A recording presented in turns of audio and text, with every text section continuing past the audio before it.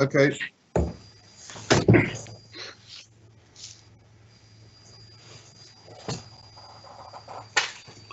Right, we're now live. Okay. Right, well, good morning, everybody, to the first live Shropshire Hills AONB partnership meeting. I'm James Williamson, chair of the committee. I'm obliged to inform you that this meeting is being live streamed and recorded. Members of the public will be able to hear the audio of the meeting and view the papers shown on the screen. This meeting is being held using remote technology, and should any committee members experience technical difficulties during the meeting, they should immediately ring the support telephone number they have already been supplied with. Everyone is requested to mute their microphones unless asked to speak. Please only use the chat function to indicate the desire to speak. Do not use it for anything else.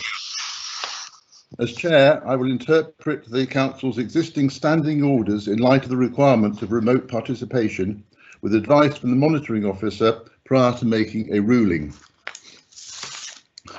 I'll ask everyone invited to speak during the meeting, including members of the partnership and officers, to introduce themselves each time before they speak.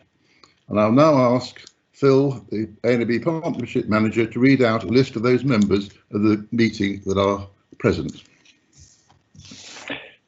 Thanks, James. Morning, everyone. I will try and go down the list and do the members first. This saves us doing a roll call and getting people to answer. So for members, we have Carol Griffiths, we have Charles Edwards, David Mills, David Turner, Hazel McDowell, James Williamson, Robert Tyndall, Sarah Berry, Ron Repath, and Veronica Cossens.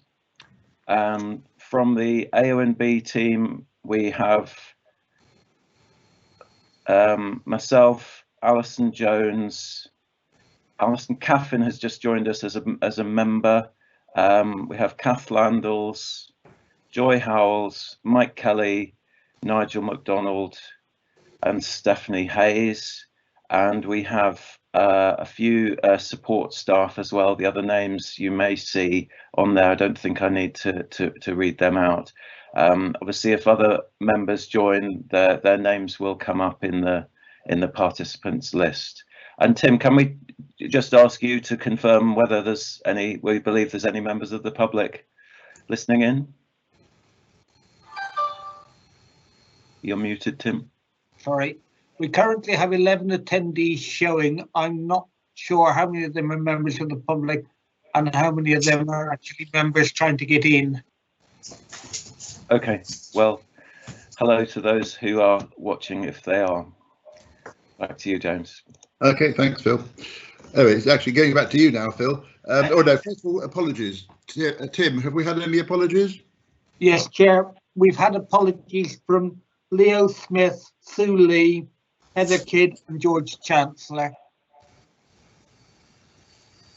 Heather also has given an apology. Heather Kidd.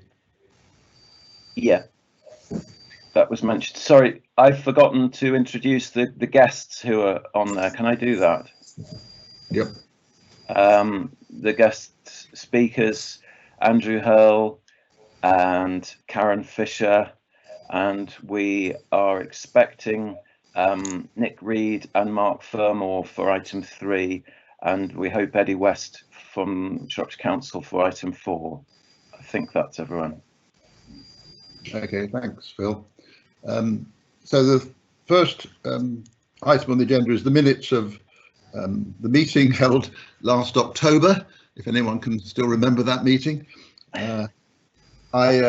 We did discuss it in the informal meeting that we had back in the summer, but if anyone's got any comments on the minutes, please let me know. Otherwise, can I have a seconder, please? I'm proposing it. Can I have a seconder for the minutes?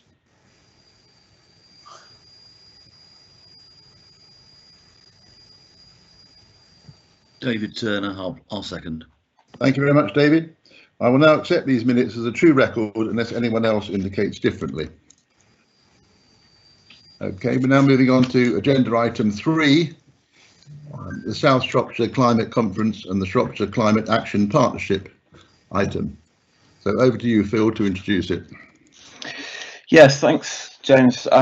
Very briefly from me, because we've got the other speakers. This is certainly, to my knowledge, the first time groups have come together for either the whole county or the south, the Ludlow constituency, to do this, to do plans for zero carbon, and looking at the sort of nature and ecological emergency. And I really urge people to look at the two websites, which are excellent, and just stress, you know, I'm involved with both of these groups, and we haven't got all of the answers. If you think you can contribute and add to the process in any way, then do please you know, get involved with any of the groups or subgroups. That's really all I wanted to say. And I can see Mark is here. I don't know whether Nick is. On the order we had South Shropshire first, but I don't suppose it matters if Nick isn't here. Perhaps we could go to Mark Fermor. Yes, Phil.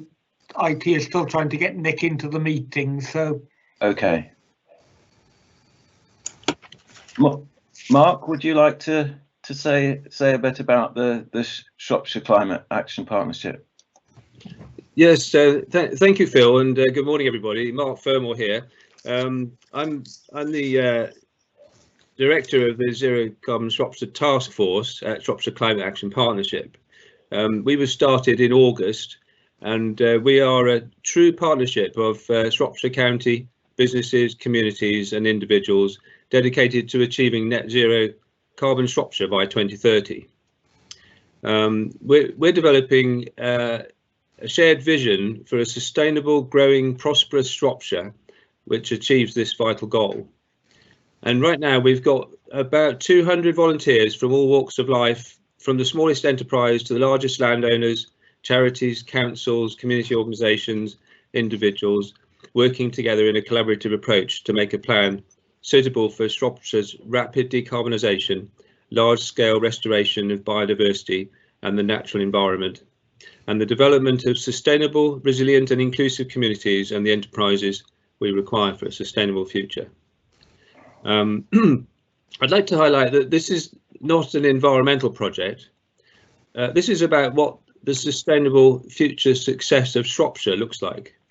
And we've been bringing together hundreds of ideas and existing initiatives from across the county, including the unitary areas of Shropshire Council and Telford and Wrekin Council, and developing a plan for what our future lives need to be healthy, prosperous and sustainable, and how the local enterprises can be nurtured and successful, serving our local population. That's sustainable because they've got the future solutions that we need. And also, you know, we collectively buy into those solutions. And sustainable because we as consumers exercise our buying power to back those local solutions.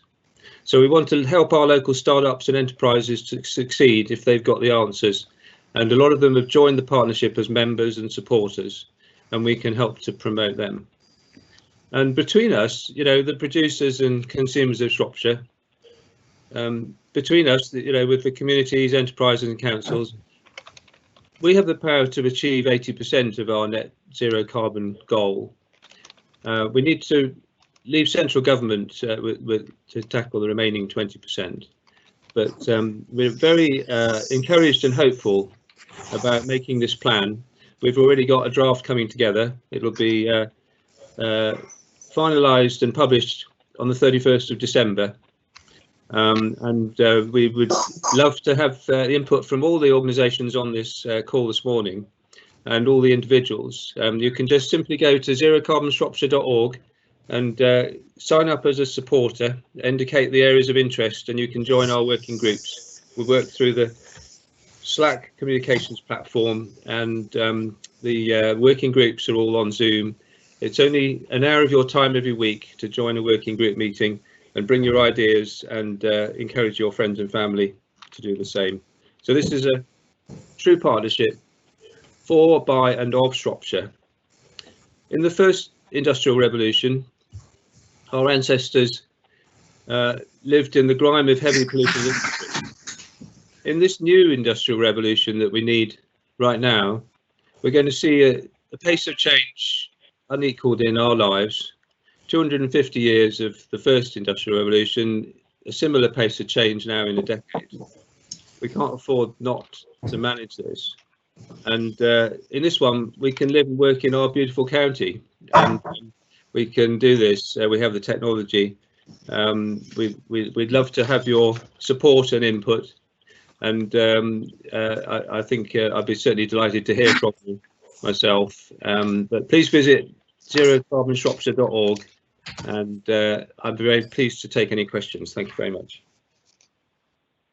If you have any questions, can you please put your name on the chat, and then I'll call you in the order in which your name appears. And also remember to come off mute if you are asked to speak.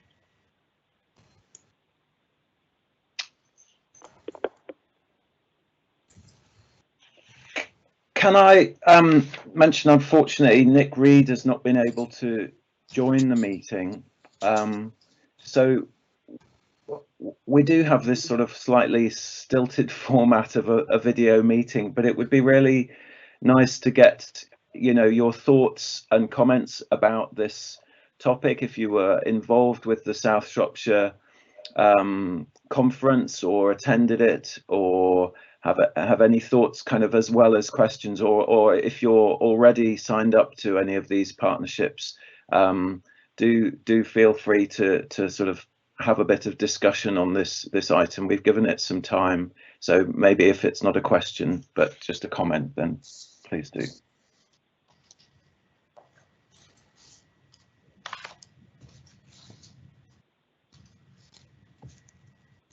Absolute silence. No one got any comments or questions to make? Did anyone attend James. the conference? Yes. Sorry, James? Yes? Veronica here. I might duck out of the meeting because it's coming through on the phone completely broken up, and I can't hear you all properly. So I'm going to stick with it for a bit longer, but if I can't hear, I will say goodbye. Okay. Okay, well, thank you for letting us know. Ron Repath, the same happened to me, presumably because I'm on the phone as well, that the conversation broke up a bit.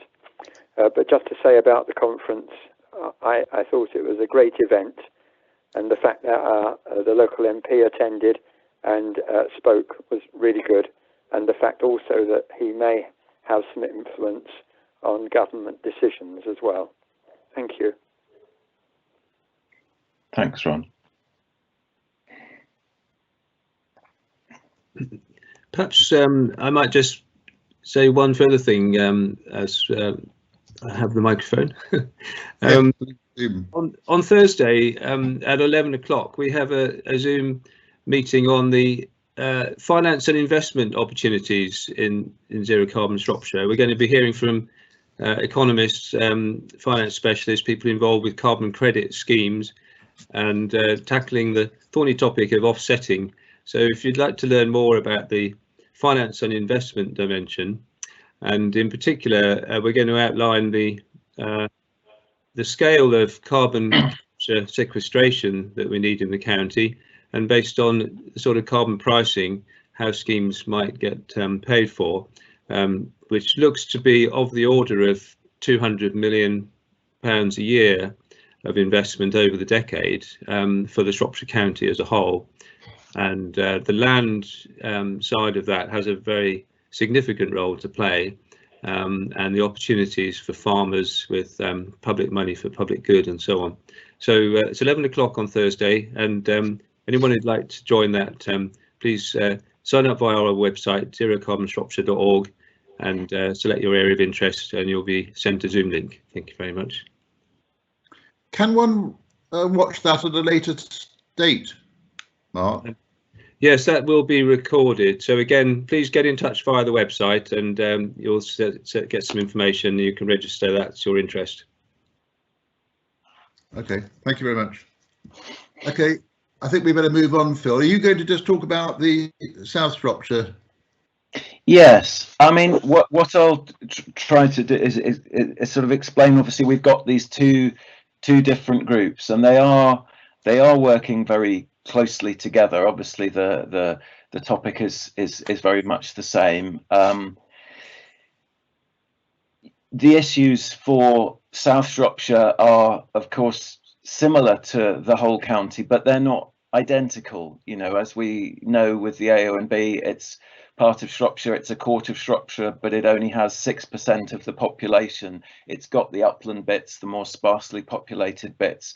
So there will be a lot in common. I think the idea of the Southern Shropshire group, which actually sort of started before, from work back in 2018 and has kept going through the conference and plans to develop a document for South Shropshire as well, is to you know, to be locally specific and pick up the things that would be particular to South Shropshire that might be different to the other areas. And again, like Mark said, with the Shropshire group, there's a division into a number of subgroups. I'm particularly involved with the land and biodiversity subgroup, which is what Nick Reed is convening, what he was going to talk about. But there are also subgroups looking at buildings and energy and at transport. So they're working in detail on those topic areas, and then obviously coming back together because all the issues need to knit together. And yes, the link with Philip Dunn is useful. The Southern Shropshire one is focusing on his constituency.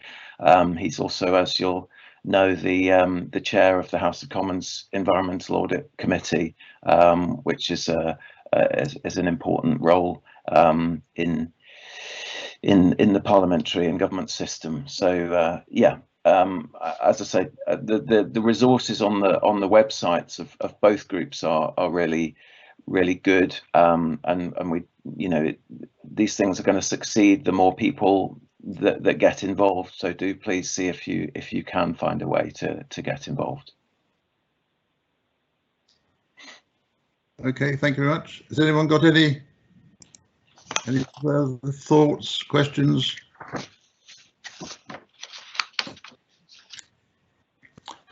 Okay, I'd just like to reiterate what Phil's just said. If anyone feels they can have the time to get involved, then please do. It's such an important area of activity for the whole country, but obviously also for Shropshire. So please do get involved if you can. Okay, thank you very much. We'll move on now to item 4. I assume Eddie hasn't joined yet. No, he said he would be free around 10 o'clock, hopefully. So he may not hear our initial discussion on this, but hopefully we can bring him in if he is able to join us.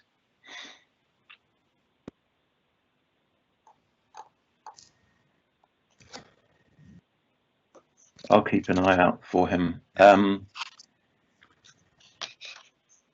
Shall I introduce the rest of the paper, James? Yes.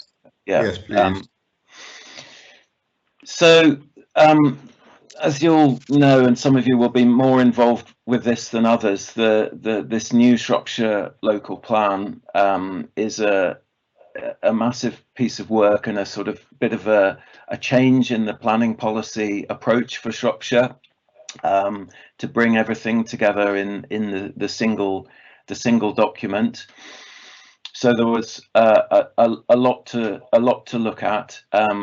We do, as the AONB team employed by the council, have some kind of direct links with colleagues in the council. The planning policy team had a huge job in preparing this whole local plan. So we actually didn't get involved by them in the direct drafting of things like this new AONB policy. So the response that we made back a couple of months ago, what was the first opportunity that we'd had to see this AONB policy. As the paper says, it is a real step forward, I think, for the AONB and its recognition in planning policy to have a specific policy for the AONB, this DP26. And the AONB is also mentioned numerous times across the local plan in lots of other policies, which is as it should be, because it affects many of those topics. So our response of October, 9th of October, was circulated at the time. I didn't choose to include it all in the papers for this meeting. I've just put some kind of highlights of the things that we commented on.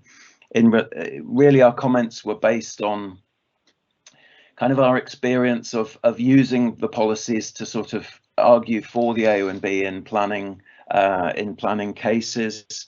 So we've argued for things like strengthening the links with the AONB management plan, referencing guidance within it. We've suggested the policy deals with those aspects of development that are outside the AONB in a separate part of the policy, and reference the concept of setting of the AONB, which has some national currency now. We've made some recommendations about major development and making sure the wording on that in the policy matches that of the NPPF, the National Planning Policy Framework. And in all of these suggestions, and comments, we've actually suggested text that we would like to see. Briefly on the other topics in relation to Church Stretton, we did object to the allocation of the large Snatchfield site, and made quite a lot of comments on the exceptional circumstances document for the AONB, where the council has to go through to meet the policy requirements of the major development policy, that these exceptional circumstances have been met. And we suggested some improvements to that document to ensure that it's really looked hard at all the alternatives to making that major development.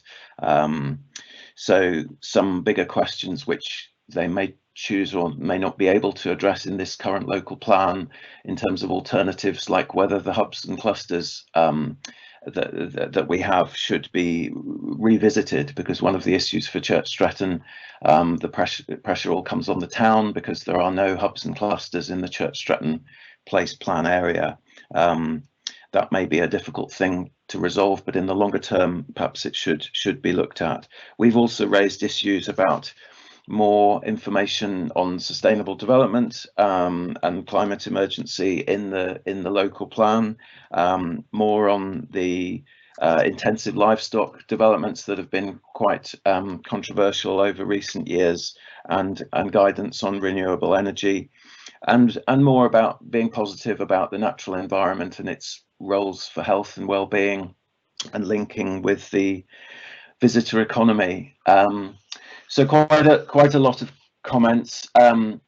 My understanding is the revised local plan, taking into account, Eddie will explain this if he's going to come online shortly, is being the comments are being taken on board, and a revised plan is being prepared for the sort of further internal approval by the council before coming out again. So we don't know as it stands how many of these comments have been taken up, and we'll know that when the new plan comes out. Shall we ask for any comments now, James, before seeing if Eddie comes, and then we can address this DPD question after that? Yeah, okay. If you do want to speak, can you please just put your name on the chat, and then I'll ask you to speak when it's your turn.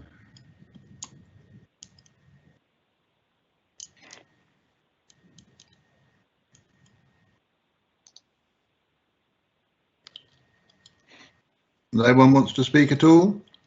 Ask any questions, make any comments?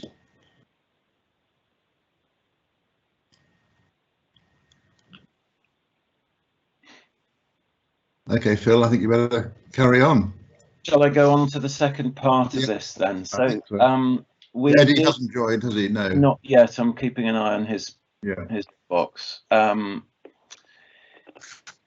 In that meeting of October that we saw the minutes of earlier, we did raise the possibility or idea of developing an AONB specific planning policy document. This is something that's been done once nationally, fairly recently, by the Arnside and Silverdale AONB. It was picked up by the Glover Review as good practice and a sort of leading the way in terms of planning policy for AONBs. So we set out on a page a few advantages of what that might bring to our AONB, and we've had some discussions with Eddie West just joined, Phil. Eddie's joined. Hello, Eddie. Shall I finish that brief bit of finish what you're doing. Eddie was involved with the discussions that he and I had that have really led to this conclusion. Eddie, I've just been talking through briefly our comments on the local plan. We're just addressing this question of the DPD, and then we'll come over to you. Really, in light of how the local plan has taken the AONB forward with this specific policy and recognition in lots of places, as the paper sets out, we think actually that a separate planning policy document for the Shropshire Hills AONB at this time isn't going to be necessarily a useful way ahead. We also have to recognise the scale of the challenge. This has only been done in one AONB. The Arnside and Silverdale is a small AONB. Shropshire Hills is quarter of a county, and it did take 5 years to achieve this document for the Arnside and Silverdale, with a lot of input from both the planning policy teams of the councils and the AONB team. And realistically, we don't feel that capacity is available on either side. So the recommendation really for the partnership today is that this was a good thing to look at as an idea. Who knows, in the long term it may come back, but for the foreseeable future we propose to put it aside. So that's to explain the recommendation. I'd suggest we give Eddie the chance to say something before coming back to members to comment, James. Yes, that's fine. So Eddie, if you want to say anything, please do. Yes, thank you everyone, and welcome. I think, you know, we have had some very useful discussions on this issue over the last number of months. My view on this is, as has just been kind of announced really there, is that I'm not necessarily certain about where this additional piece of work would get you in terms of any further clarity from a policy perspective.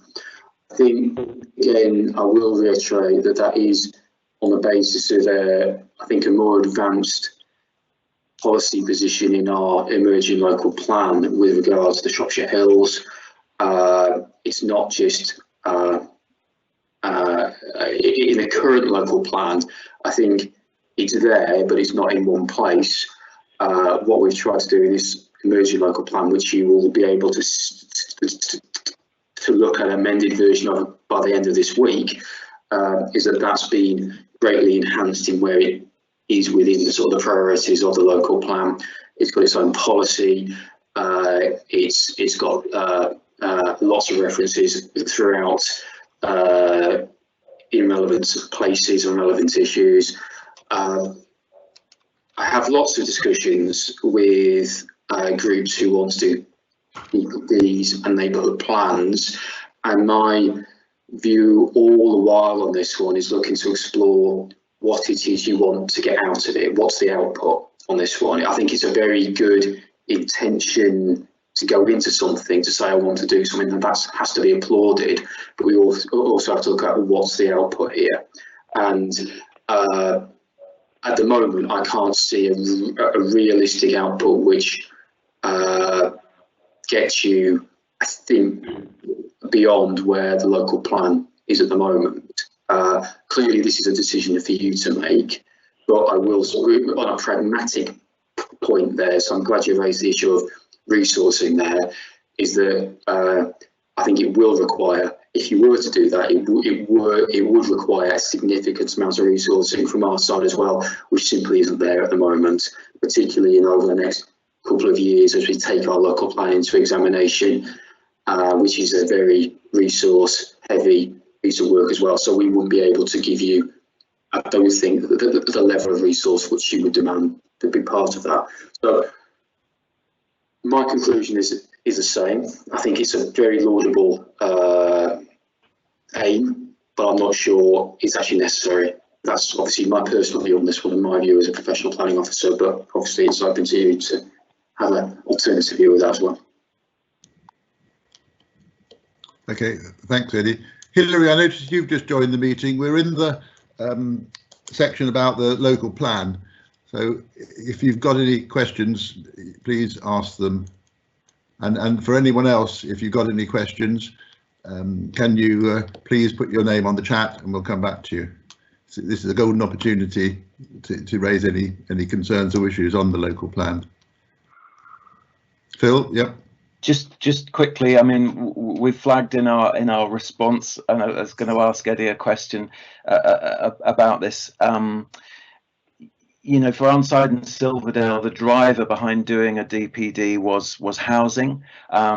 When we set out why we might want to do them, what came first was actually major development, because that's been the, you know, of all kinds, and that's been the big issue for the Shropshire Hills AONB, and the comments that we made on the local plan were around really making sure that new AONB policy kind of actually does drive a bit of a different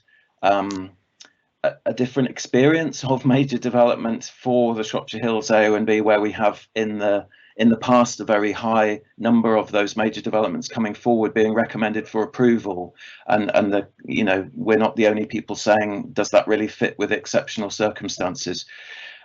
I know, Eddie, you've told me you can't say all that much about the next stage of the local plan, but perhaps you could just clarify what is happening in terms of the process, or say what you are able to say on that. Before you answer, Eddie, Hazel's got a question. Shall we have that first and then let you answer both questions at the same time? Hazel, over to you. Hi there. It was just a quick question. Can you just introduce yourself? Can you hear me? Yeah, can you introduce yourself? Oh, sorry. Yeah, I'm Hazel McDowell. I'm from Natural England West Midlands area team.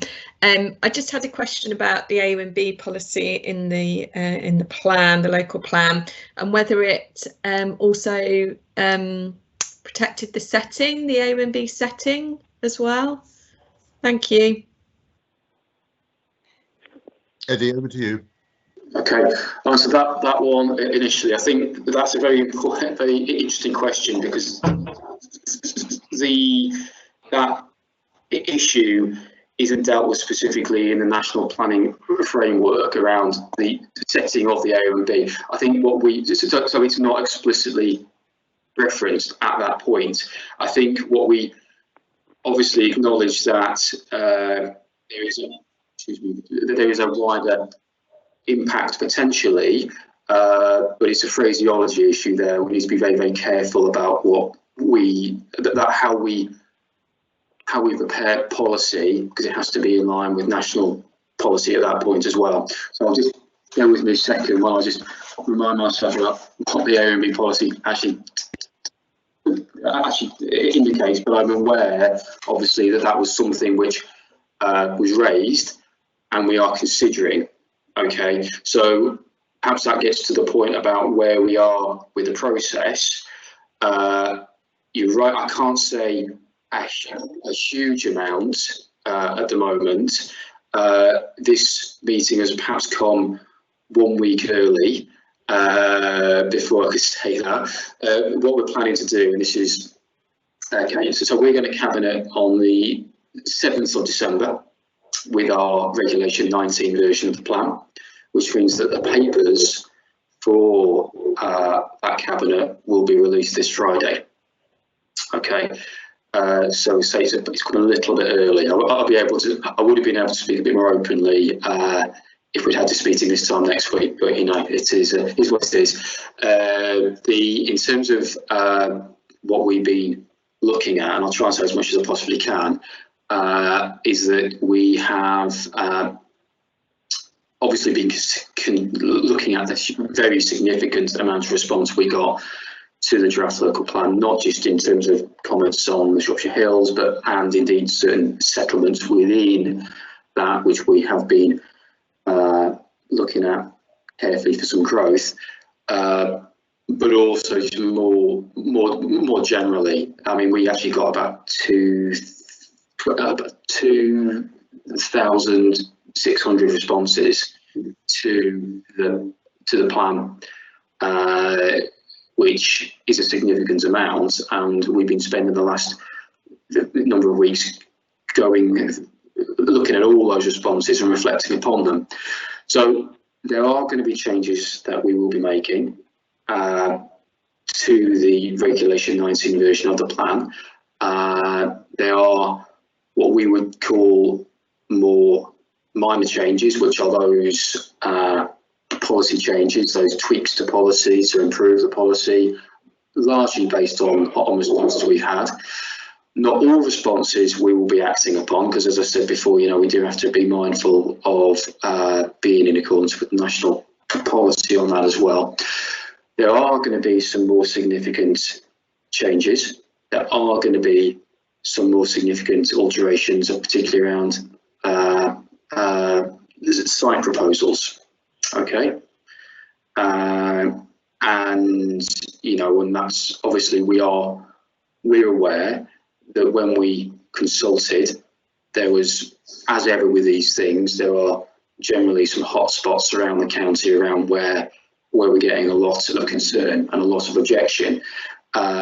Shropshire Hills is one of those, particularly because of some of the settlements within the Shropshire Hills, particularly around Church Stretton. It's not unexpected that we got a lot of concern about our proposals there. I think what I can say is we've looked at them and we are reflecting upon them, and you'll be able to see how we've reacted on Friday. Okay, I think that's where I'll leave it there. But quite clearly, you know, everything we had posed in advance of the local plan, what we consulted on a few months ago, anything we did in terms of land allocations, we went through an exceptional circumstances argument for anything within the Shropshire Hills. So there was a document specifically around exceptional circumstances. So that was our attempt at beginning to justify why we would need to do that. Again, perhaps want to wait to see where we are on Friday with that one. But I will say we have been reacting to local objections where appropriate, and we have been making some changes to the land proposals where necessary. Okay, so again, watch your space, have a look on Friday when those papers are available. It'll be about, I think it'll be Friday afternoon, they'll be available on our committee pages.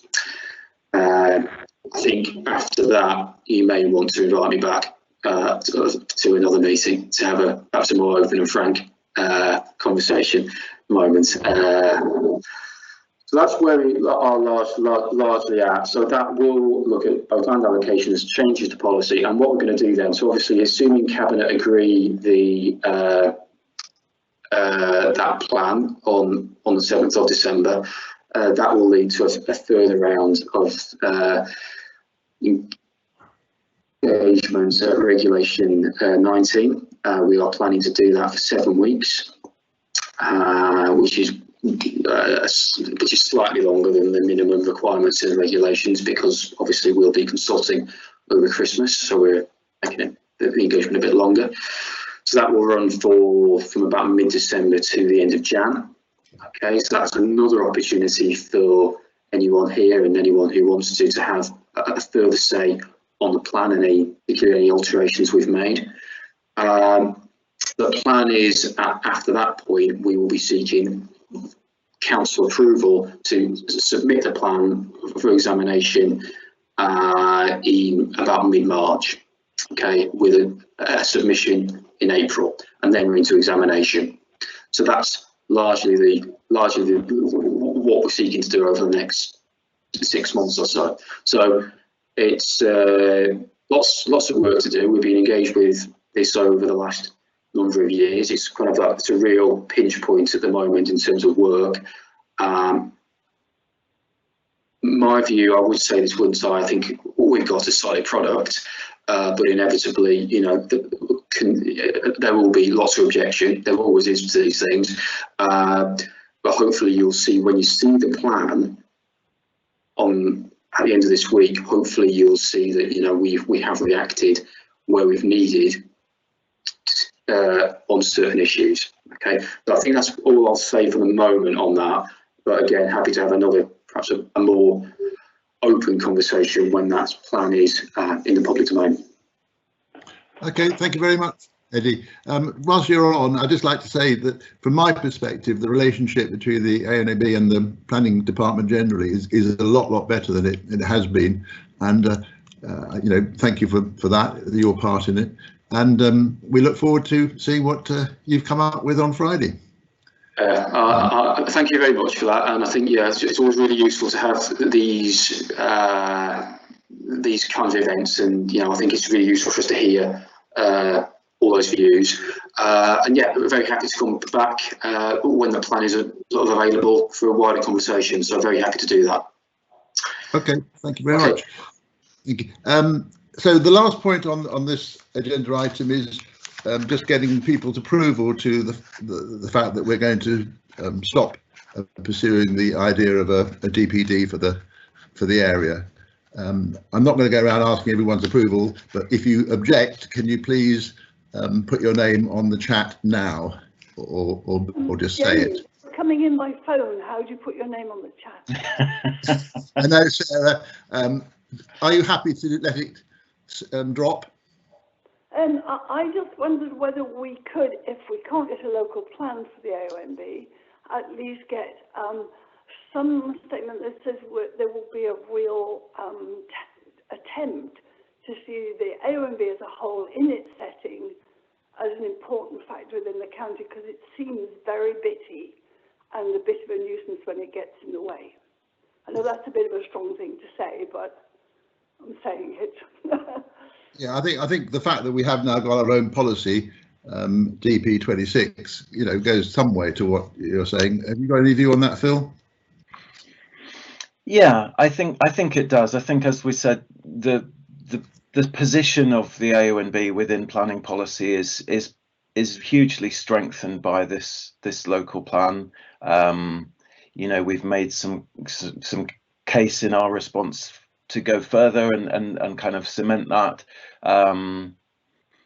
But yes, I think within the local plan rather than a separate document is the good way for now. Yeah. Okay. So if no one's got any other comments, I will take it that we agree that we will drop our request for a DPD. Okay, that's moved then. So we now move on to, and thank you very much, Eddie, for your contribution. We now move on to item 5, the Environmental Land Management ELMS scheme tests and trials. So Phil, are you going to introduce it first? Yes, brief introduction from me, and then we'll go to our guest speakers, Andrew, Karen, and then Lizzie, just to give you a warning of the order we're coming. The tests and trials for the environmental land management scheme, there are, somebody else can, one of the speakers can say how many there are nationally. There are dozens, there are a lot of them, and they're all reporting in to DEFRA. They're not actually required necessarily to link up with those other tests and trials that are going on locally. I was aware of several of these. I didn't really know till we till putting this item together, there are actually 5 going on in the AONB.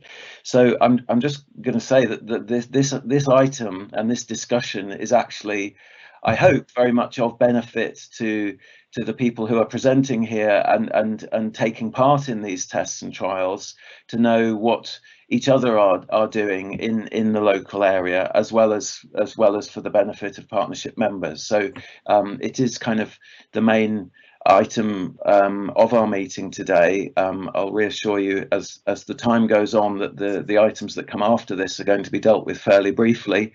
So we're giving a chunk of time for a good discussion of this. I could slightly apologise for the 5 pages of appendix I included on the DEFRA report of the findings so far, but I've been finding there's sort of relatively little information about ELM, and I suddenly found that one very helpful. So I hope others have too.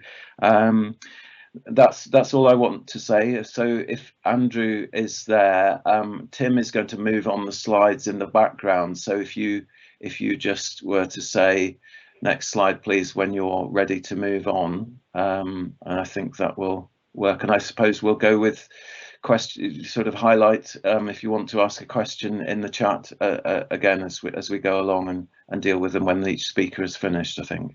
Yeah. Can you introduce yourself, Andrew, properly? Yes. Hello, everyone, and good morning. Yes, I'm Andrew Hurl. I'm the National Trust project manager for the Stepping Stones project, and also managing our whole farm plans test and trial. Tim, can you move the slide on one? Sorry. Yep.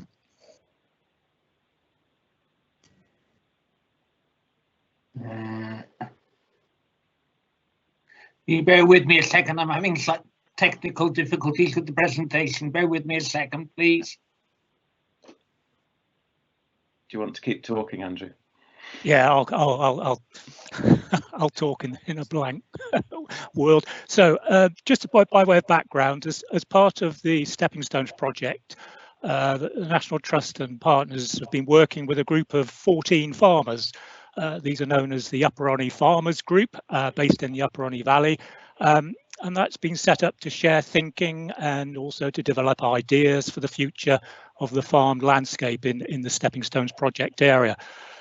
And these discussions, I should say right at the outset, have been facilitated by the AONB Partnerships Community Landscape Officer, Kath Landals, who I'm sure you'll know well, and included important advice from Natural England's lead scheme advisor, Dave Cragg, and they've had key roles within the development of the whole farm plans.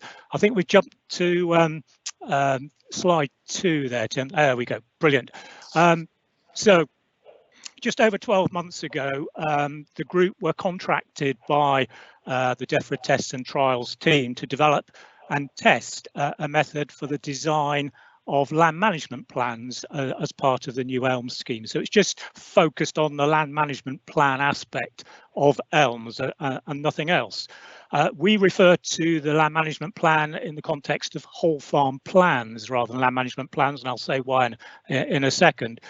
And since then, since about 12 months ago, we've been working with the group of farmers and have developed a whole farm plan methodology and a template.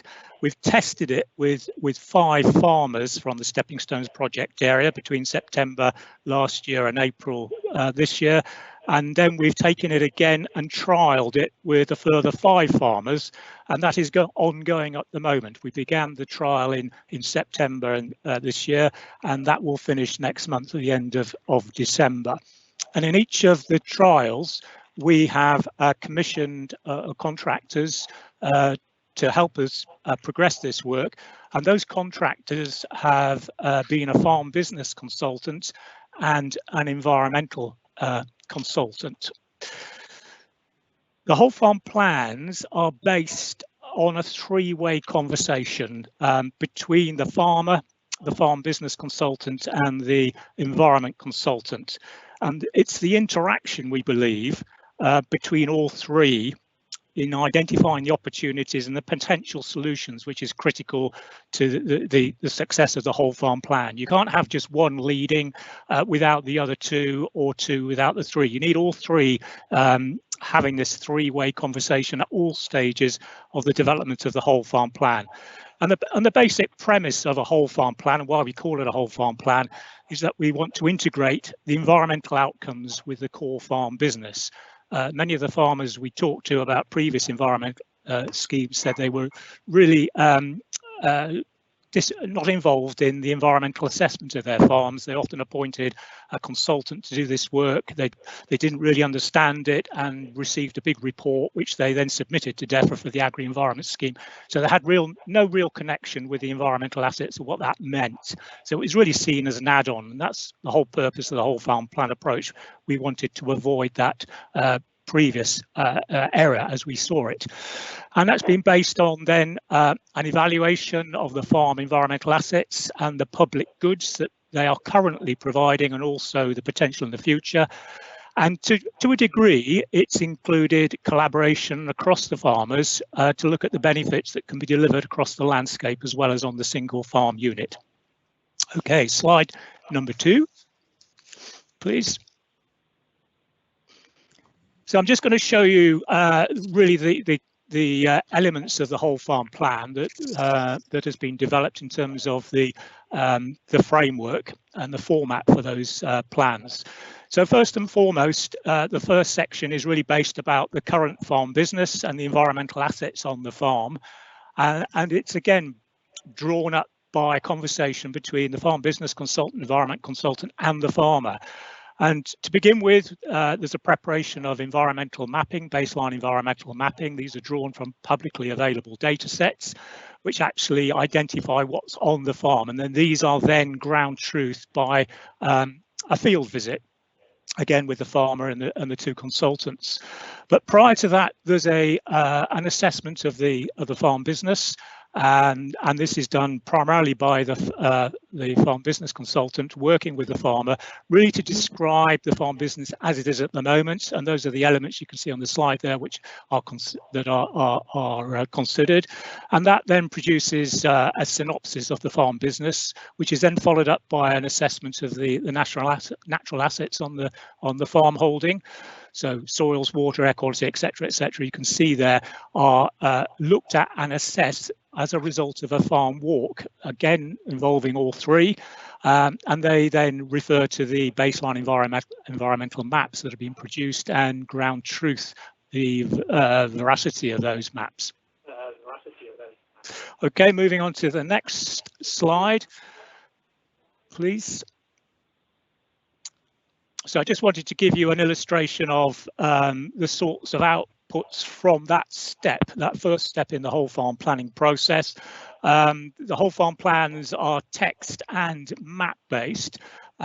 These are illustrative maps, they're not actual maps because we've had to anonymize the information, and they give an illustration of the sort of maps that accompany the plan. So I've got current land cover, the VES soil score, so this is the visual evaluation of soil structure which is carried out during the field walk, and the scores that relate to that, and also an important map which places the farm within the wider context of the stepping stones landscape. So it's very difficult to see from that, but you can just about pick out the sort of large triangular area, the long min, and the stiper stones as part of stepping stones area. And the encircled area is an illustration of a farm, for example, where we would draw on the information from a habitat opportunity mapping landscape map that we've got to identify, well, what are the opportunities on that farm for enhancing habitats in this case, and how does that link in with habitats on adjacent land holdings? So we tried to set the opportunities within the wider context of the farm business. So that leads on to the next slide, which really gives an illustration of the look forward.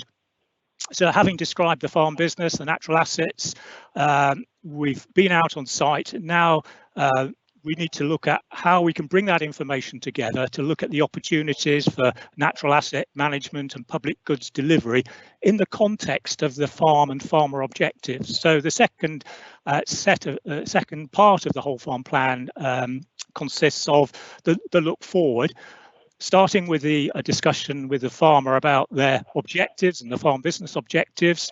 And that's followed up by a conversation, again involving all three, about the opportunities for natural assets and public goods delivery, again based on the field visits and the information that's been gleaned during the first part of the exercise, which then leads into the development of the key recommendations for the farm business going forward. And we found out that a key message from the farmers is that we mustn't expect the farm to transition to a new farm enterprise or a new farm business or a new way of management instantaneously. This is far better phased over a number of years. So hence why we've identified a whole series of recommendations based on 1 to 3, 3 to 8 and 8+ years. And that again is encapsulated within a map. And there is an illustration of the type of map to illustrate the future land cover for that farm holding. So what have we learnt from our whole farm plan approach? So the next slide, please, shows the some of the key findings, really just to focus attention on the major findings from our exercise. First and foremost, I think the importance of the Upper Onny Farmers Group, or a group of farmers. It needs that wider discussion, a forum for sharing ideas, challenging assumptions between farmers and consultants.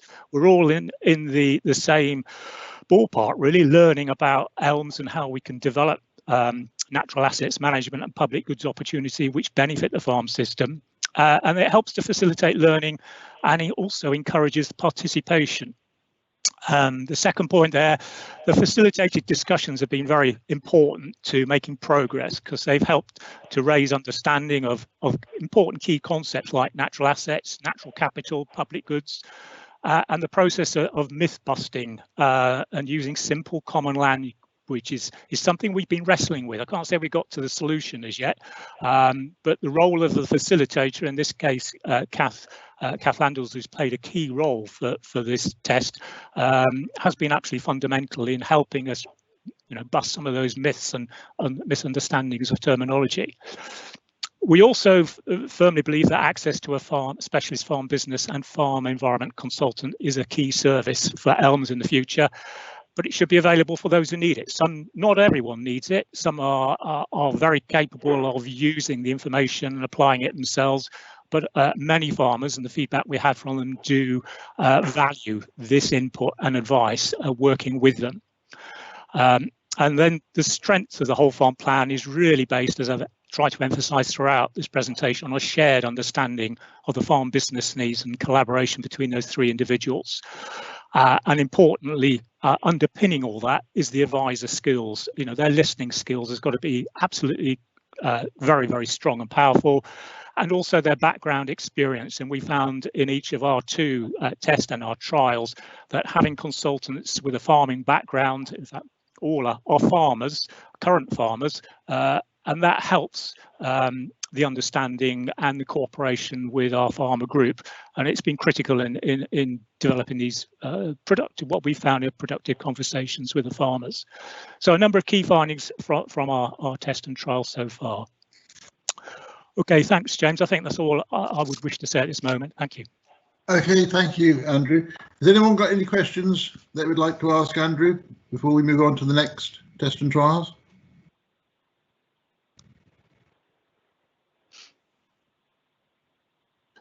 No? Okay. Is Karen Fisher? Oh, sorry, Charles, do you want to? You're muted, Charles. I'm no longer muted. Sorry, I was trying to use the chat facility. It didn't work. This question may be relevant to all the presentations, or it may be specifically to Andrew, but I'll ask it now because it comes. Can I just ask where the... Introduce yourself. Sorry, Charles. Yeah, so I'm Charles Edwards. On the AONB partnership, I represent the Ramblers Association, and my my question is related to the issue of the public goods landscape and enjoyment dimension, and particularly obviously access.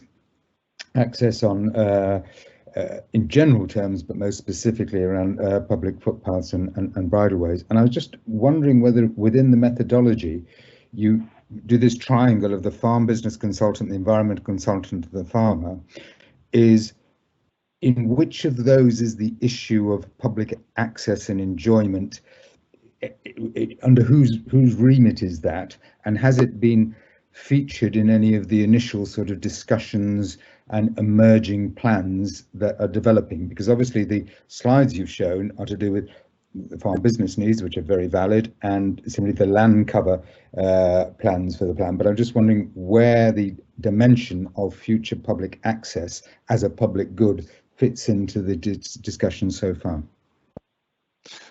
Yeah, that's an important point, and you're absolutely right. They do feature in the government's 25-year environment plan objectives, and they've also featured in the conversations with the farmers and the whole farm plan. So within those discussions, we've considered, or our consultants have in discussion between all three of them, again, the existing public access provisions.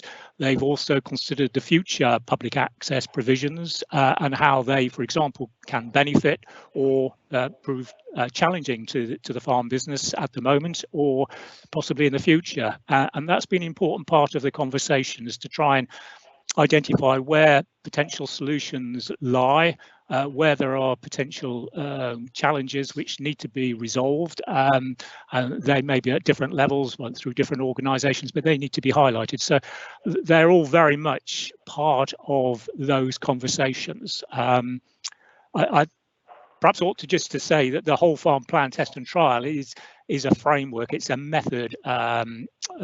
The outcomes of the whole farm plans will be obviously fed back to DEFRA. We would hope that some of the recommendations, maybe not all of them, are actually taken on board by the farmers in the short term, but many of them may well need to wait until the ELM scheme is fully developed and there's clarity around the requirements and also the payment levels.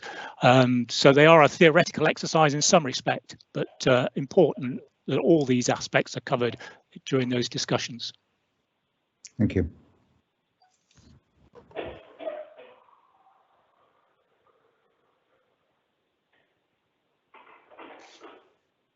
Shall we move on to Karen then? Yeah, same. Good morning. Hello. Hi. Karen. Hi. Hi. So I'm Karen Fisher. I'm a farming advisor through the Soil Association. Okay, next slide, please.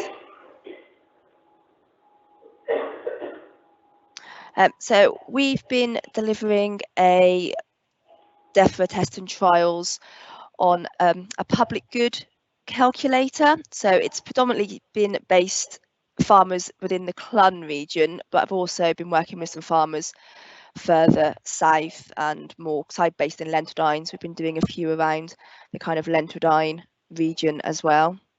Next slide, please. So the overall so the PG tool, it consists of a series of targeted questions around farming practices and environmental outcomes. So the original public good tool had 11 public good themes, but we condensed these down to 6 to fit in line with DEFRA's 6 public goods for the new ELM scheme. So once the farmer inputs their data into the public good calculator, then each farm receives its own radar diagram showing scores across the 6 public goods which are currently of interest to DEFRA. So if you're not aware of what these 6 public goods are, they're looking at improved air quality, improved water quality, improved soil quality, increased biodiversity, climate change mitigation, and also cultural benefits to better protect the historic environment. So kind of one question that DEFRA are asking at the moment is, how do we measure the provision of these public goods on farm if farmers are going to be rewarded for delivering on these? So next slide, please. Sorry, next slide. What was it on there? Oh, yep, sorry. So Oh, sorry, no, back one. Sorry. So we did this between two regions, both in the Exe Valley down in Devon and in Clun, because both areas have similar farming systems. A total of 72 farmers we've currently engaged with across two regions, and 28 of these are within the Clun region. So in total, across both regions, with the public good tool, so 37% engaged, commented and responded. We had 17% with no engagement, 22% completed it, and 24% engaged with the tool but didn't complete it because, say, the framework of our project had to change, the objective had to change slightly because of COVID. Initially, farm advisors such as myself were going to go onto farm and actually sit down and complete the tool with the farmer. Because COVID struck, we had initial meetings in February and then it was going to be completed between, let's say, March and now. We emailed the tool, which is an Excel spreadsheet, out to the farmer. We were also looking at whether they could actually complete it themselves. So we let them have a look at it, and then there was the provision of extra help over telephone if they were interested and wanted some additional help with it. Okay, next slide, please.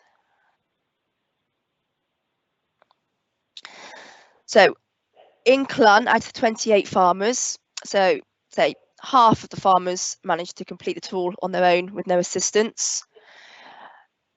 So I see figures on there, is there? Oop.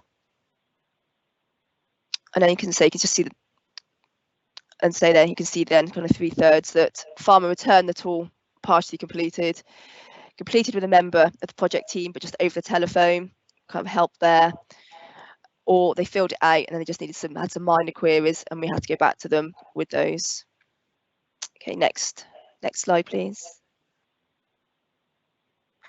So this is what the farmers get for each farm, but we've also produced this spider diagram showing over Clun, as say overall the performance of their public goods.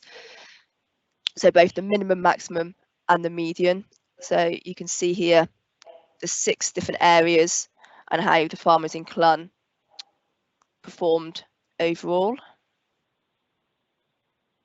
Okay, next slide, please. So what we've learnt so far in the process is the largest range of scores occurred within the public good of clean and plentiful water. So whilst the public good scores were not high, the kind of medians were located around 3, indicating an average performance on farm of public goods, but highlighting there's also still ways to increase public good delivery on farm with those participating farms within the region. This comes back to the gentleman's comment earlier on access to farms, etc., because the lowest scoring theme was the social capital, which addresses the aspect of kind of community engagement and public access on farm. So the 6 public goods categorisations as a smoothing effect on results, so potentially a more detailed breakdown of the farms could be useful for farmers, so they could actually go ahead and then make improvements either by themselves or with the help of a farming advisor. And then say to help baseline public good delivery in the area, participation is key. So there are still opportunities for farmers to get involved with this test and trial. So we had 28, but we had capacity to deal with a lot more farms than that as well. Next slide, please.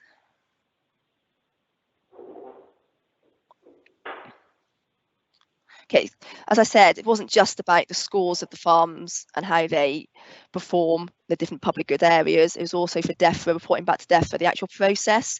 If they did decide to use something such as a public tool on farm to measure environmental outcomes on farm, how a farmer is going to react to that? Are they going to be able to complete something like that themselves? So for farmers who asked for assistance by phone, this did work well, and they were able to complete the PG tool this way with that little bit of additional support. Many participants found the PG tool in its current format intimidating to fill in. The issue is that you need to have that balance of needing enough information to get that get those measures required for those public goods, but not too much information that it absolutely completely overwhelms the person filling that spreadsheet in, that they just don't want to do it. The usability of it, say a lot of instructions. The PG tool is in Excel at the moment, so say it is intimidating to look at. So perhaps potentially need a bit more of a more accessible user interface for completing this if DEFRA did take it forward. Again, it was quite tricky because a lot of farms had multiple business lines. So, and say a bit like, say, when majority of farmers, even at the moment with the current kind of basic payment scheme forms that they fill in for their subsidies, a lot of farmers will use a land agent or advisor to do this. So potentially this is something going forward, if it did come in, that farmers would also want to do, to outsource that rather than fill it in themselves. As I say, it does take time to do, and even though we were offering reimbursement for filling it in, kind of it just depends on the time of year. A lot of farmers were very busy with what they were doing, so it was just getting farmers to put that time aside to actually complete it for the information we wanted. And then for other businesses, it just wasn't relevant as they let their land out, so they couldn't complete it for their business. Next slide, please. So where we're currently at the moment, we're doing a survey with all the farmers that took part, kind of understanding what opportunities and barriers to adoption of public good practices they are currently doing, and also asking questions around collaboration, how keen they are to work with their neighbours. I've not included this here because we're still bringing that information together. And then after that, we are going back next year and asking participating farmers to complete the public good tool again, but we're making amendments to it based on the feedback they've given back to us on how they feel it'd be more user friendly, or could improve it for them. Okay, so yeah, if you want any further information on this, then please feel free to contact me. Get any questions?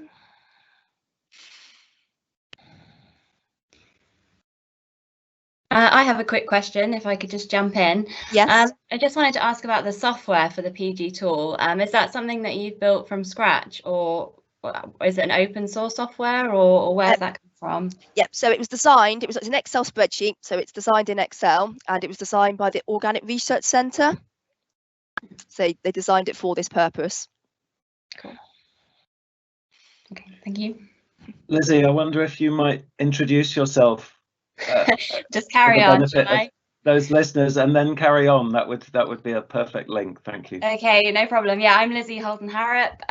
So I'm the next presenter, and we have a farm in South Shropshire in the Gatton Valley, and I'm running a test on the use of technology and digital mapping. So go to the next slide, please. So I'm looking at, yes, I said about technology and digital mapping, and I'm looking at the question. Sorry, someone's posted saying we have a question. Was that for the previous speaker, or shall I carry on? Alison, did you want to raise a question?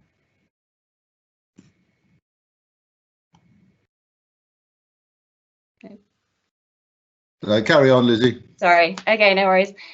So I'm looking at whether Google My Maps could be used by farmers and landowners to create a simple land management plan to monitor and verify the public goods that they're delivering. I'm working with 10 farmers and landowners in the Gatton Valley area. Next slide, please. So I just wanted to go through this morning the breakdown of what's been involved in the DEFRA test that I've put together. So there are 4 key areas. So this began in September. The first area was a questionnaire that was completed by the 10 participants, and that was really looking at the access to technology and the use of technology. So the extent to which farmers and landowners are already using technology to record information about their land and their land management practices. I was also interested in the devices that were being used, so whether this was on laptops or mobile or tablet devices, and also the internet access and whether people had a reliable internet connection in their area. The second stage will look at the participants creating an individual land management plan using the Google My Maps tool, and there'll be different levels of guidance available for this. So in the questionnaire, when we spoke about the Google My Maps, participants could either request to work independently with no guidance. There's an option to receive written guidance, which is in a PDF format of step-by-step guidance with screenshots and instructions, or they could opt for a more detailed one-to-one training session. So that's where I'm at the moment. I've created the guidance and delivering the training sessions this week. Following that, there'll be a second questionnaire which will evaluate this process. So I'll be asking the participants how they found creating their own land management plan in Google Maps, whether they liked or disliked the process, whether they think it would be useful going forward in terms of monitoring and recording the delivery of public goods on their land. And then hopefully at the end of this, there'll be a group workshop which will look at bringing all of those participants together and looking at the individual maps that they've created. So I'm really interested in landscape scale collaboration. I think this is going to be a big part of the new environmental land management scheme. So with the maps that we create, I want to see how our land holdings relate to one another, where there are connections, where there are potential gaps. And then really importantly, I want to ask the farmers what's important to them about what they see on their land. So whether that's looking at agroforestry or whether it's looking at creating more corridors between our land, so creating new hedgerows or restoring existing hedgerows, I really want to explore with the participants what they are motivated in doing in sort of the next few years. And further on, and then also digging down into the detail of how actually this collaboration is going to work at a practical level.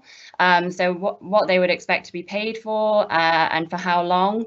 And also, you know, if you go into an agreement with your neighbour and then one of you decides that you don't want to be in elms in the next 10 years, what happens to those habitats? Whose responsibility is it to manage them? So I really want to dive down into some of the detail in that and go back to DEFRA and say, practically, this is how we feel about working together and the benefits of that, but also some of the potential pitfalls. The next slide, please. So just to update you on what I found out so far. So from the first questionnaire, I'd say one of the most interesting things that came out of that was that it's not always the frontline farmer who's the one using the technology. So I took the decision when I did the first questionnaire to actually go and meet with all the farmers and landowners individually. And when we got to the Google Maps part or the technology part, they said, oh, I need to go and get my wife or my husband, or I need to go and get my children for this part because it's not going to be me doing it. And I think that's really key that DEFRA knows that, because if there is access to training for these types of things, in terms of their communication, they need to be talking to the whole farming family or whoever they're working with. It's no good just talking to the frontline farmer, because some of the comments back in the questionnaire just talking to the farmer were, I'm not interested, or I'm not the one doing it, and I don't want to be involved in this part. So that was something I mean, it's sort of obvious when you think about it, but I guess I hadn't, that wasn't obvious to me when I started. And then also looking at the device use. So most people are using a laptop, but there are also some people who are only using a mobile or a tablet device. So this is another important thing. I think any software that's released by DEFRA, they need to test it across all different devices and also browsers to ensure that no one's excluded. If it's only really working on, you know, the most recent version of Google Chrome and they're operating Safari on an iPad, then it needs to be functional across all those devices. It was positive to see that most people have a reliable internet connection, and in terms of the guidance training that's been requested, most people were quite confident to be able to work from a guidance document, and 3 people have requested the more detailed training. So I think that will also be a good area to feedback to DEFRA on. You know, how much advice and guidance in terms of using a mapping tool is needed by participants. Are they quite happy to work through a document on their own, or do they need that one-to-one or one-to-group involvement? So that's sort of where I'm at now. I've done the guidance documents. I've done one for laptop and one for iOS and one for Android devices to try and cover those 3 different technological systems. And yeah, the training sessions are being delivered this week. So unfortunately, I don't have anything to say on that at the moment, but that's where I'm at, and finding it really interesting. And also one other point I wanted to make is that it's not only about farmers, this test, it's about kind of anyone with land, because I think that's really important in terms of who makes up a landscape. It's not only farmers, it's people who used to farm, people who own a lot of land, people who are really interested in delivering only things for biodiversity. And so I think joining those people together and you know, seeing all those different perspectives will be really interesting, will be really important in landscape scale collaboration. So yeah, the next slide is just if there are any questions and my details. So thank you very much. Okay, can I actually request, well, thank you very much, Lizzie. Can I suggest we now move on to the NFU test and trial, and we'll come back and take questions right at the end. So you're going to do this one, aren't you, Phil? I am. I'm going to do it very briefly, the next two. Sarah and indeed Kate Main, who some of you may know, who's also working on this, were both unavailable and sent their apologies for today. So if you can do the next slide, Tim. Obviously, it's really good that NFU are doing this as well. This is a sort of farmer-led one, and I think that's really important in terms of the involvement of farmers and the credibility of the new scheme as it gets going. Probably the ideal is the mix that we've got across the country of these tests and trials being led by farmer-led groups and by environmental organisations. Sarah did say this is at a relatively early stage, so there's not sort of loads coming out of it yet, but to note that it's partly South Shropshire and partly the other end of the county going into Staffordshire, farmer groups and workshops and so on. I won't read through the slide. Tim, can you go to the next one, please?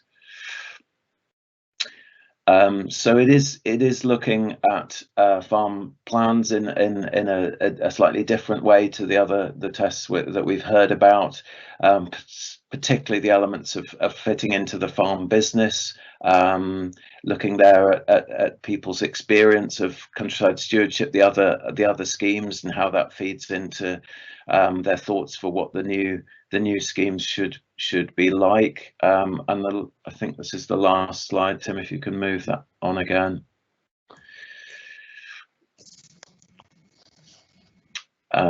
So they're looking at how the land management plans align with business, as we've said, aspects of sustainability, net zero, and so on, which is great. Again, linking into the whole theme of advisors.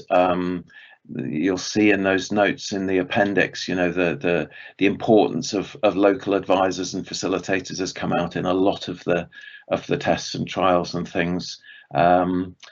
Reducing complexity, again, you know, those of you who've been involved with these things in the past, these kind of points coming out are all very familiar. So let's hope they work their way through into the new scheme.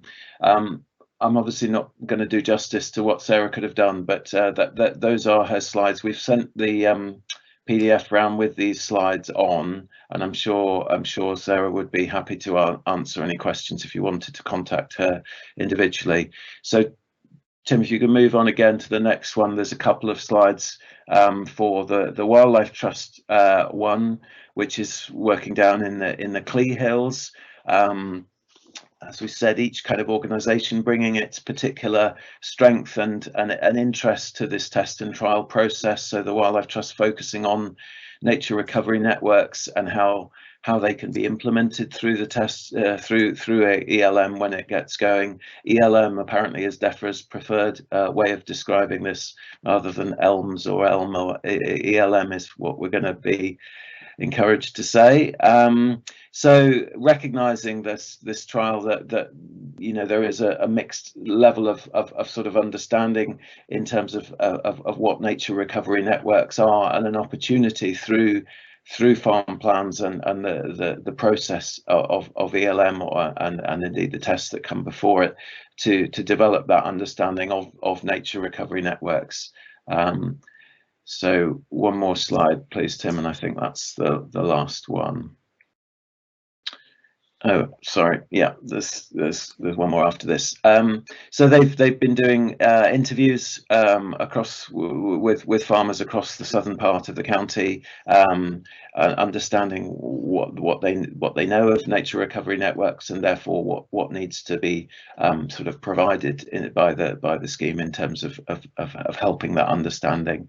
And then they're going to undertake opportunity mapping on these 20 farms. So there's a lot of work that's really valuable through these tests and trials. There are obviously the issues of confidentiality that have been mentioned by others first, so you know that has to be respected, but without breaching confidentiality, if there's opportunities to sort of pool some of the information that has been gathered, even in a more generic form, you know, we're trying to take forward things like opportunity mapping on an AONB wide scale. It would be great to be able to incorporate some of what's being done for these.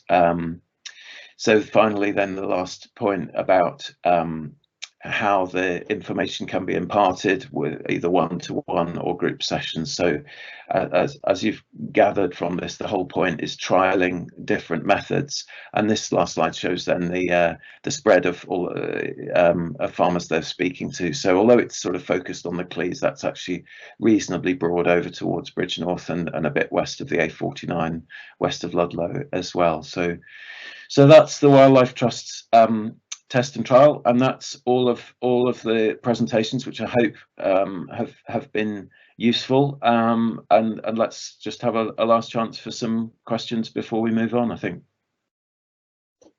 There's one question from Alison Caffin. She can't use her microphone, and the question's for Karen, and I'll read it out. Does public goods tool measure environmental bads as well, e.g. air pollution from intensive poultry farm? Are these also quantified in the same process? So yes, the information that goes into the public good tool to get the environmental outcomes out the other end are overview of everything that's done on that farm, regardless of whether it's a best practice or not quite good practice. Then yeah, everything that they do across the different themes go into that tool. If that answers your question. We'll find out in a minute. Has anyone got any other questions?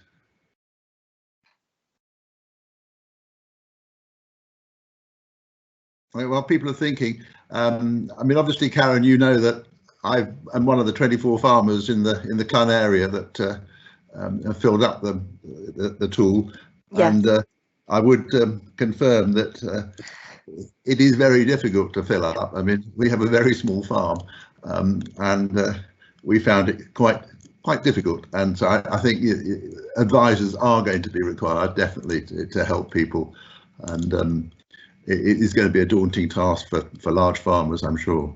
Yeah, it'll be interesting to see next year when, say, the revised copy comes back as well, to see if it's any more streamlined and a bit simpler to fill in. Yes, I'll look forward to it. And the thought of filling it out on a mobile phone just fills me with complete horror, actually. So, has anyone got any other questions? No? Thank you very much to the guest speakers for that. Very helpful. Thank you. Thank you very much. Okay, we'll move on to item 6, Phil. Yes. So was like to try and put something in about the National Association to remind us that the AONB is part of this national network and not just a local thing, and really how vital that national network is, both in terms of collaboration between AONBs that it facilitates, but also the lobbying and relationship with government, particularly DEFRA, that comes from that. In the paper, I've highlighted some areas that the National Association is working on. The AGM was a couple of days ago, and so there were reports circulated from that. The Glover review, National Association's been asked for various bits of information over the last year, really, since the Glover report was finalised. We've actually been invited, the lead officers, to a DEFRA Zoom meeting on Wednesday, which we think is going to be about the government response, which has been awaited for some time. So very hopeful that is going to be coming out. Obviously, Prime Minister's been making various announcements about environmental green measures and things, so we think that it's linked to that. Unfortunately, of course, the National Association has had to work in a different way. All of its sort of in-person events this year have been cancelled, the conference and things, and that has quite big implications for them as an organisation, sort of in terms of finances, apart from anything else. But of course, everybody has kind of got better at the online working and video conferencing and things, which has actually enabled some different things to happen, which haven't before. So that's been really good. I did want to highlight the arts strategy, because we've put in a recommendation. I'm just going to give Joy a little bit of warning that I might come to you shortly for a comment on this. So this art strategy has been prepared by an arts group who've worked very closely with some particular AONBs, Dorset especially, and worked with the National Association. What this is really about is kind of encouraging connection to nature, and that emotional connection to nature that comes from art events. There's some brilliant research. I've put some of this in, links to this in the appendix, by the University of Derby, and they reckon sort of 2% of people's environmental behaviour comes from how much they know about the environment, and something like 69–70% of it comes from how emotionally connected they are to nature. So it's hugely important, and the arts have a big role to play, and there's a project developing nationally around that. Joy, would you like to come in on that? Yeah, briefly? can do. Yeah, you've been doing the training, haven't you? Yeah, so the National Association has organised, I think it's 4 sessions weekly throughout November. There's about 30 participants from across the AONBs, generally sort of development officers and communications, engagement, education officers, that sort of role taking part. And it's been a mixture of kind of live presentations, so it's all obviously online, live presentations from the consultants, but also from other sort of professional artists, from officers at AONBs talking about their own experience, sort of questions and answer sessions, some teamwork, some sort of group work. It's been really good actually, and it's focused around how AONBs can obviously do more in the way of arts projects, who they can work with. A lot of talk about how we diversify our audiences, bring in new audiences, and so on, wider audiences. And then there's a final session, I think, in December with the Arts Council for England, actually talking about their funding and how you know, AONBs could make best use of that. So yes, I shall be endeavouring to do more art in the AONB at some stage after this training. But yeah, it's been really good and really nice to work with other people from AONBs across the country. Great. Thank you very much. Thanks, Joy. Shall I just finish on the Europart Yep. stuff, James, and then we can come to any questions. So, Europart Federation is, if you like, the next layer up geographically in terms of our kind of affiliations and groups to belong to. And I would stress and remind people that this isn't just about the EU. It's not limited to EU countries. It's a networking organisation, and that international dimension is really good. Again, case studies and learning from other countries, and things that have obviously been much more online. There is a sub kind of group of Europark called Europark Atlantic Isles, which is the UK and Ireland. And it's a much smaller sort of thing, but it does organise some of its own webinars and events, and it's actually kind of one of the few places in the UK networks we come together with the national parks, which is really valuable. I put in the paper a sort of bit of output from one of those conference webinars, just to sort of show you kind of the relevance of it, really. Although people, you know, these different settings around different countries, just as we've had different responses of visitor patterns after lockdown this year, that's been the same in other countries, and there's definitely learning and useful stuff coming from that.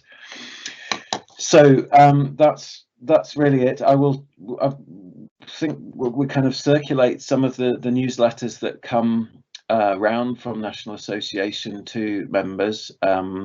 We don't tend to circulate kind of everything that comes round things to partnership members. They go around the team, but certainly we can send a bit more if people are interested. These networks are available to partnership members as well as members of the team, and there's things to be able to get involved with.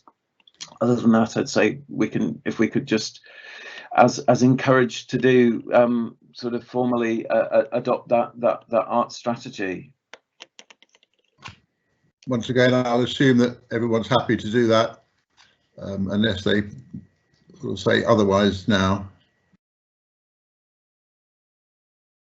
Okay, we'll take that as read then. Accepted. I think we'll move on now, Phil, to the next point. We're sort of beginning to run out of time. Yep. Again, these last items will be fairly quick. The management plan update, I acknowledge is not an easy document to deal with on the screen. Obviously, it's something we should do. We're not kind of absolutely required under the statutory management plan. We only to review it every 5 years, but within that period, it's really useful to publish an update on the actions and what's happening and provide that bit of structure. So I'm aware this is a bit of an onerous thing for partners to engage with, and in the best scenarios, you know, what I've put in there will come from conversations that I've had directly with those partners, and some of those inevitably are more frequent conversations than others. So if your activity in this is underrepresented, I apologise, but do get in touch and we can kind of have more contact and put it in. I think this is an important part of the sort of public openness and accountability of the management plan, to sort of say what's going on. I have made some small amendments of wording here and there on some of the actions in the plan, and added in one or two new ones where it's obvious that we need something included in that action plan that wasn't there a couple of years ago when the plan was written. Probably all I need to say on that. On the Green Recovery Challenge Fund, this 40 million fund from government, decisions are starting to come through now. Unfortunately, we've heard that our own bid, jointly working with the Wildlife Trust on the peatlands, has not been successful, and we've heard of one or two others locally that haven't been successful as well. We know that the fund was hugely oversubscribed. Apparently, government have put another 40 million to it, not quite the 300 million that rugby is getting. Never mind. And rather inexplicably, I think they've opted to open a new round of applications for this 40 million rather than let the next level of good applications from this hugely oversubscribed round through. So I don't quite understand that, and it seems like a lot of extra work, but at least there is more money there. in our area, the National Trust's bid for the stepping stones work is a really key one, and that's still in the pot. The larger bids over 250,000 had to submit an expression of interest and then a full application. So the timetable for those larger bids is slightly later, and it's the smaller bids that the decisions are coming through with. So yeah, we'll update further when we know what's coming through. There is, I would say, a frustration again about the short time scale of this funding. It's not unique to this stream of government funding, but you know, we're trying to sort of plan ahead and do things, and these are, you know, this is a source of money that will run for 15 months at the most, and it's a lot of work to put these projects together and get that money, get these activities going, and then they will run. So if anyone has lobbying power, connections to government, the idea of putting longer term programs together is definitely one we would plea for. So I think we throw that one open for discussion or comments. James, if you... Yep. Okay. Has anyone got any questions, comments? While you're thinking about it, I mean, any partner organisations here today, can you go through the document, as Phil said, and read the areas that affect you, and go back to Phil with any comments you've got? And I think perhaps then, Phil, we ought to put it on the next meeting agenda to, you know, to get update again, probably. So any questions? No? Okay, we'll move on to the last item, item 8. Phil? Yeah, this is going to be a relatively brief one. Those of you close to or involved in the council will know about this, the community and rural strategy. And in putting together the papers, I realised that this consultation kind of runs through the period of our meeting for another couple of weeks. And it was really just to flag up that consultation and the relevance of that rural element of the strategy to what we do. This is a place, I think, where the aspects of kind of economic aspirations for the council and the county come forward alongside the community ones and the kind of environmental ones. So you'll see in the shared priorities all of those things represented. I think this is a useful thing to have, and on behalf of the partnership, we'll make a brief response, at least welcoming it, and perhaps pick up on some areas we can comment if there are. I don't need to say a great deal more than that. If anyone who's involved with the council knows more and would like to say, then please do. Has anyone got any comments or want to add anything to what Phil's just said? No? Okay, well, we've zoomed through the last couple of items. So that leads us really to the very last item, which is the date of the next meeting. We're proposing it to be Tuesday, the 9th of March at 9:30. I fear it's going to have to be another Teams meeting. Let's hope not, but I can't really see it being anything else. Which leads me on to asking people to go back to Phil and myself with any comments on this meeting. You know, how could we improve it? Any items that you really feel would like to be on the agenda?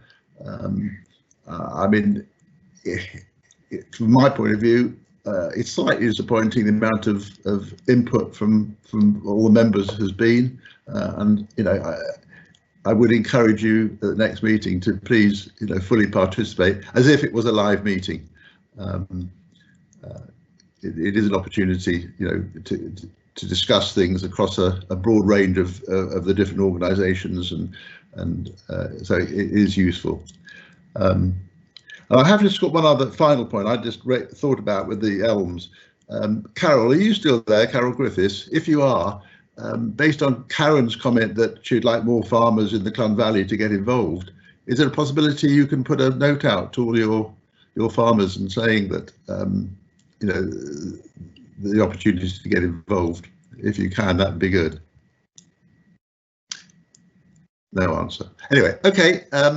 So James, can I just make the last point about we're looking at sort of, obviously as the remote working continues, at sort of different ways of working with the partnership. Obviously doing this meeting online, we have had members of the team phoning round individually one-to-one with partnership members who we haven't had much contact with, and people I think have found that helpful. We've sort of the ideas around possibly pulling together some smaller meetings over and above these 3 partnership meetings on, you know, a particular topic, whether it's nature recovery or access and recreation or whatever, and maybe putting a call out to see if people want to come in on a discussion.